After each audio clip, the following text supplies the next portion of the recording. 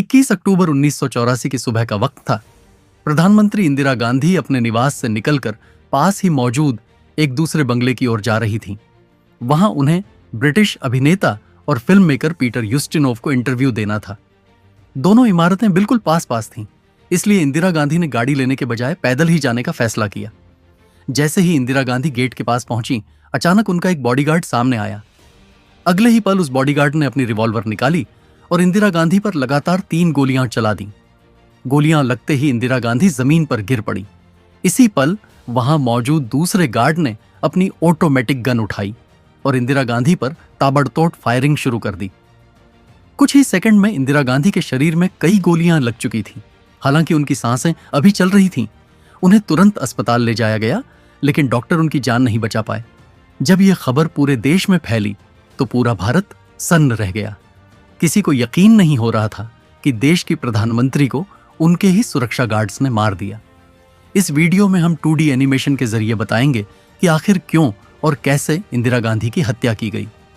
1966 में इंदिरा गांधी भारत की पहली महिला प्रधानमंत्री बनी। शुरुआत में बहुत से लोग उन्हें हल्के में लेते थे।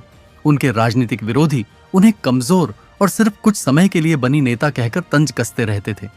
लेकिन आने वाले सालों में इंदिरा गांधी ने अपने फैसलों से सबको गलत साबित कर दिया।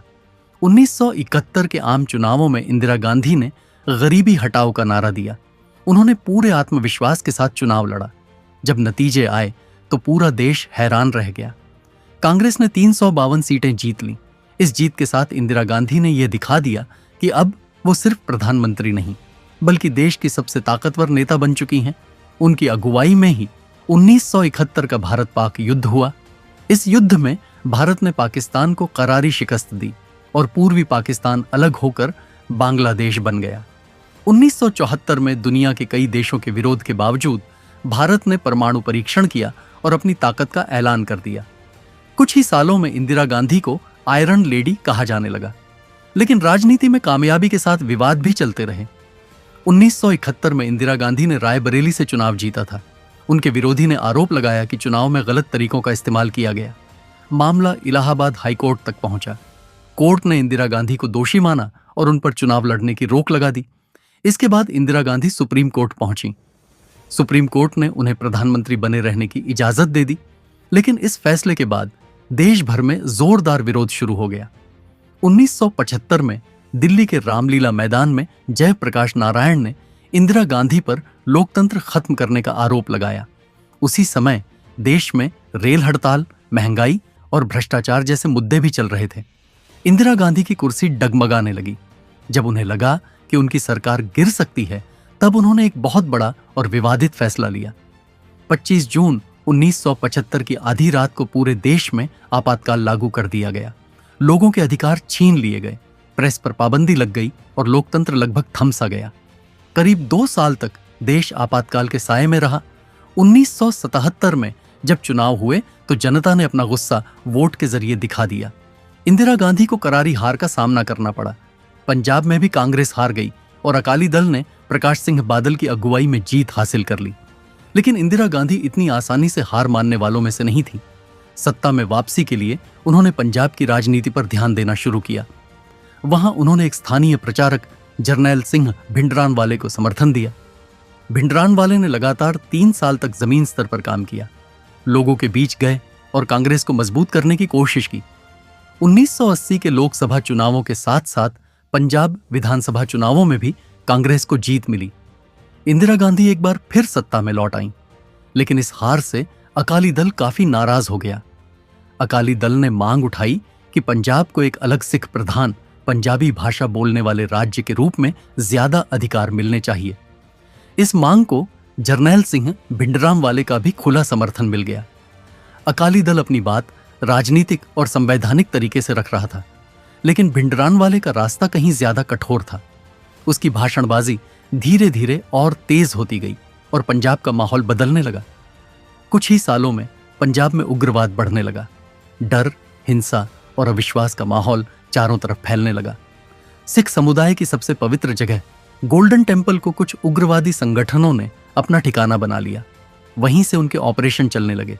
इस पूरे नेटवर्क का सबसे बड़ा चेहरा था जरनैल सिंह भिंडरानवाले। पंजाब में हालात लगातार बिगड़ रहे थे और इंदिरा गांधी चाहती थीं कि किसी भी तरह शांति वापस लाई जाए।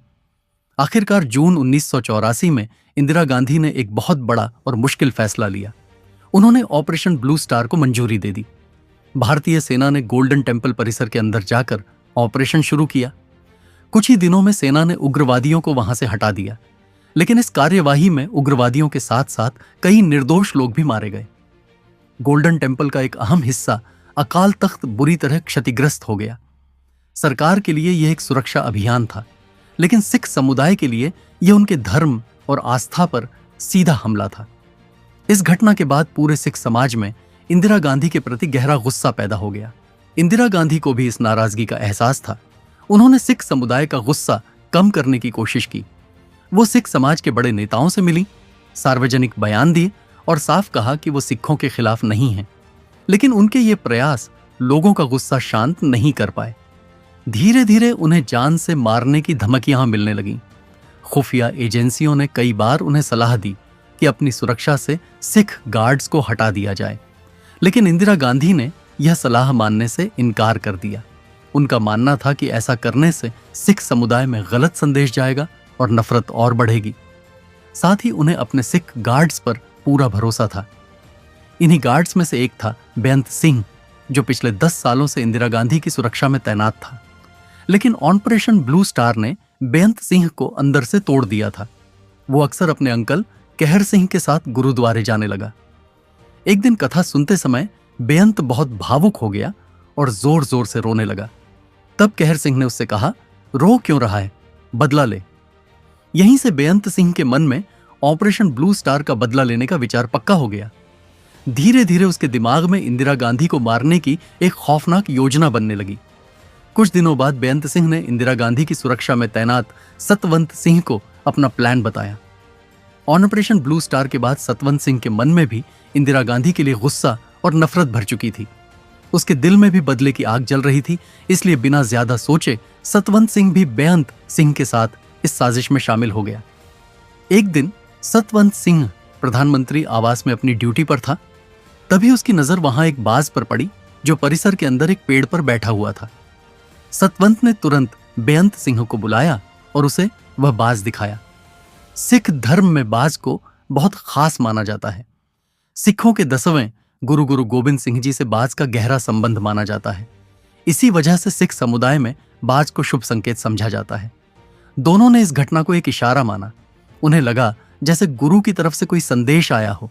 उस पल के बाद दोनों ने यह तय कर लिया कि अब और इंतजार नहीं करना है और गुरु के आदेश का पालन करते हुए उन्हें जल्द से जल्द कदम उठाना होगा।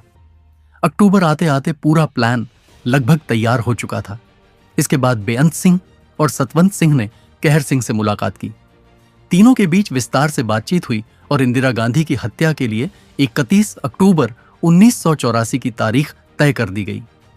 बेअंत सिंह और सतवंत सिंह ने 31 अक्टूबर के लिए अपनी ड्यूटी सेंट्री बूथ के पास लगवा ली। इसी जगह के पास एक बाथरूम भी था। सतवंत सिंह ने पेट खराब होने का बहाना बनाया और हेड कांस्टेबल किशन लाल से अपनी ड्यूटी बदल ली। बेअंत सिंह ने भी अपनी सुबह की ड्यूटी के लिए जय नारायण से शिफ्ट बदल ली। 31 अक्टूबर को इंदिरा गांधी का एक ब्रिटिश अभिनेता और निर्देशक पीटर यूस्टिनोव के साथ इंटरव्यू तय था। वह इंदिरा गांधी पर एक डॉक्यूमेंट्री फिल्म बना रहे थे। यह इंटरव्यू इंदिरा गांधी के ऑफिस के पास ही एक बंगले में होना था, जो बस कुछ कदमों की दूरी पर था। इसी वजह से इंदिरा गांधी ने फैसला किया कि वह पैदल ही वहां तक जाएंगी। सुबह के 9 बजे बज चुके थे। इंटरव्यू की सारी तैयारियां पूरी हो चुकी थीं।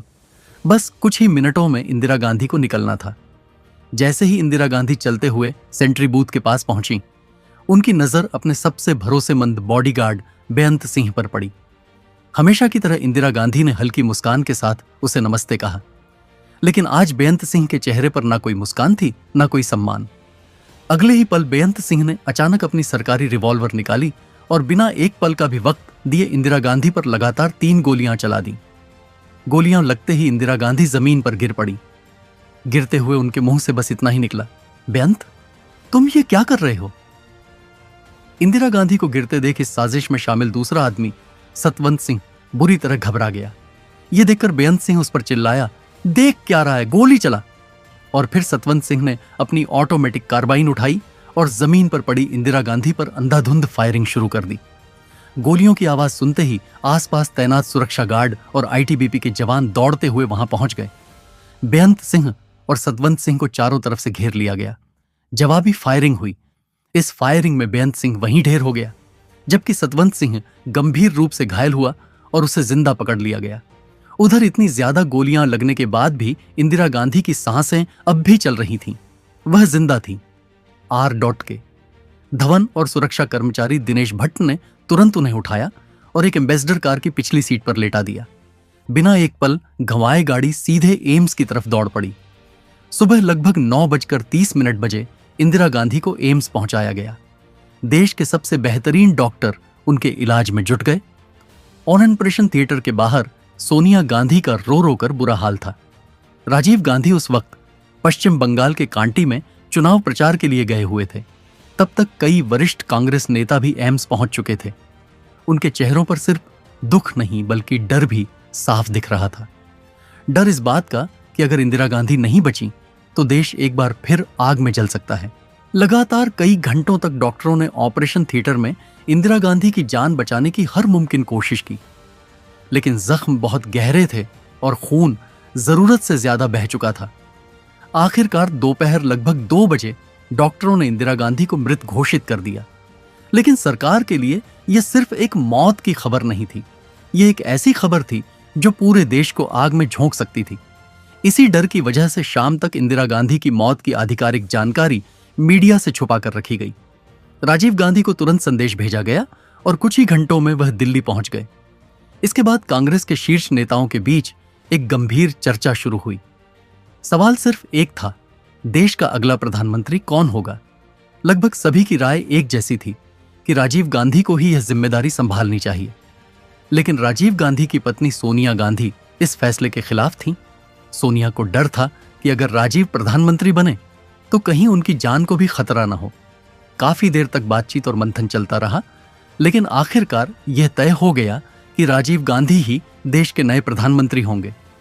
उधर जैसे ही इंदिरा गांधी को गोली लगने की खबर फैली, एम्स के बाहर लोगों की भारी भीड़ जमा हो गई। सभी को अब भी उम्मीद थी कि शायद इंदिरा गांधी बच जाए। लोग प्रधानमंत्री की हालत जानने के लिए बेचैन थे। हालात तब और बिगड़ गए जब धीरे धीरे लोगों तक यह बात पहुंची कि इंदिरा गांधी को बचाया नहीं जा सका और उनकी हत्या उनके ही 2 सिख गार्ड्स ने की है। धीरे धीरे सिख विरोधी नारे लगने लगे। स्थिति इतनी खराब हो गई कि विदेश द्वारे से लौटकर सीधे एम्स पहुंच रहे राष्ट्रपति ज्ञानी जैल सिंह की गाड़ी पर भी पत्थरबाजी शुरू हो गई, सिर्फ इसलिए क्योंकि वो भी सिख थे। अस्पताल के पास से गुजर रही बसों को रोका जाने लगा। सिखों को बसों से खींचकर बाहर निकाला गया और उनके साथ मारपीट शुरू कर दी गई।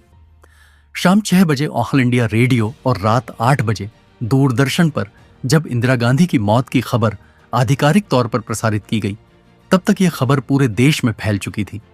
जैसे जैसे खबर का दायरा बढ़ता गया, वैसे वैसे दंगों का दायरा भी फैलता चला गया। पूरे देश में अफरा तफरी मच गई। 31 अक्टूबर की रात ही राष्ट्रपति ने राजीव गांधी को प्रधानमंत्री पद की शपथ दिला दी। लेकिन सबसे भयावह मंजर दिल्ली का था। यहां दंगे अपने चरम पर पहुंच चुके थे। जगह जगह हिंसा हो रही थी। लोग डर के मारे अपने घरों में बंद हो गए थे। ऐसा लग रहा था जैसे पूरे देश में कर्फ्यू लग गया हो। एक तरफ पुलिस सतवंत सिंह से पूछताछ कर रही थी, तो दूसरी तरफ इंदिरा गांधी की हत्या की साजिश में शामिल बाकी लोगों की तलाश भी जारी थी। 3 दिनों की लगातार मेहनत के बाद पुलिस ने कहर सिंह को गिरफ्तार कर दिया। मामला सेशंस कोर्ट में चला। कोर्ट ने सतवंत सिंह और कहर सिंह को फांसी की सजा सुनाई। लेकिन इस पूरे दौर का सबसे बड़ा और सबसे कड़वा सच यह था कि इंदिरा गांधी की हत्या के बाद भड़के सिख विरोधी दंगों में हजारों बेगुनाह सिख अपनी जान गंवा चुके थे। दोस्तों, अगर वीडियो आपको पसंद आया हो तो वीडियो को एक लाइक और कमेंट जरूर करें और चैनल को सब्सक्राइब करना ना भूलें।